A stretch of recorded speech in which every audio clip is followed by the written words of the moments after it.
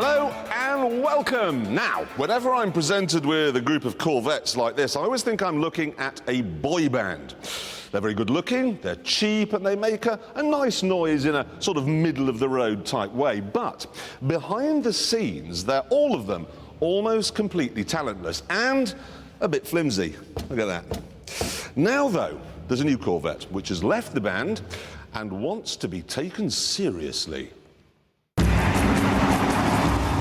Here it is.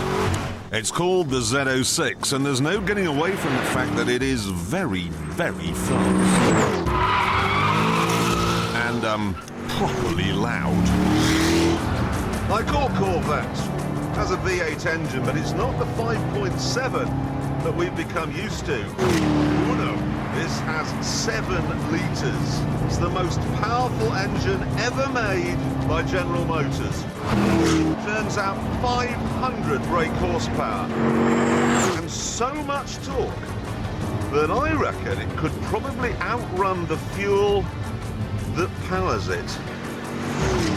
Let's find out with a quarter-mile drag race between the car and a trail of petrol.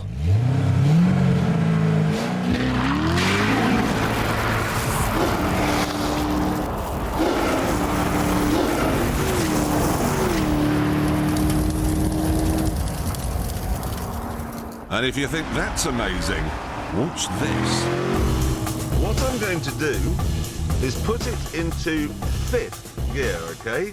5th. Stationary, and here we go. Bit of a judder. And we're off. 30 miles an hour. 40. 50. Now, I once did this with a V12 Aston Martin. That started in 4th and went to 135 miles an hour. Let's see what this can do. That's 100 already. Haven't changed gear. 120. We're in the torque band now. It's really shifting. Coming up to 150. And that's 160. And I'm out of runway. In actual fact, this would go from a standstill to 175 miles an hour in 1 gear.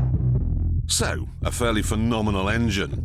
But then it doesn't really have much weight to lug around. That's because its bumpers are made from carbon fibre. The cradle the engine sits in is made from magnesium. And the whole space frame is made from, aluminum. Whatever that is. What's more, they've even sacrificed some of the boy band looks in the relentless quest to be taken seriously. There are flaps in front of the front wheels to improve downforce and reduce drag. There's a bigger mouth to improve cooling. And in the exhausts, there are butterfly valves to give a better vocal range. Then there's the engine, which is not only bigger than usual, but mounted lower down and further back. The results of all this are dramatic.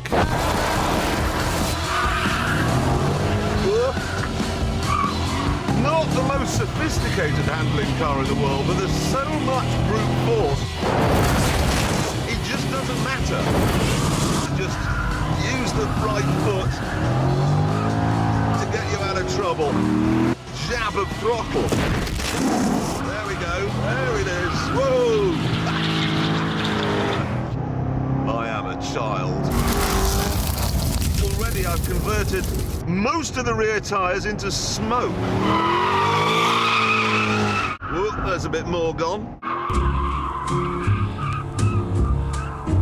And it's so controllable, you even have time halfway through a bend to check out your G-meter on the head-up display. That was 1.2 G through there. This car really is like Robbie Williams. Who could have guessed that behind the take that nonsense there was a proper musician trying to get out? They say that it can lap the Nürburgring in 7 minutes and 43 seconds. Now that is an astonishing time, it really is. It doesn't feel at all like an American car until you turn the sat-nav on. It's got a sort of voice thing on it, okay? I'm going to push it. Ready? System is showing the fast food icons. First thing it goes to, the default setting, fast food. How American is that? It can't find London, can't find France, but it'll find you a burger. Chinese.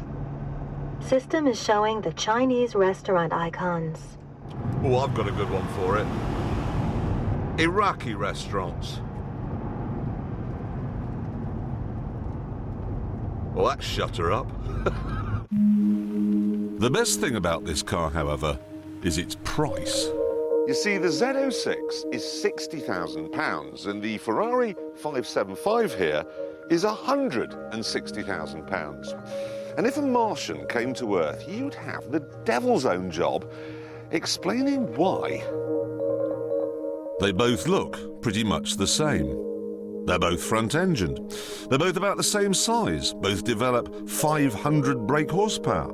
Both can top 190 miles an hour and both can get from 0 to 60 in under 4 seconds. So why is there a £100,000 price gap? Well, you know what? After a whole day at the track, I couldn't work it out at all.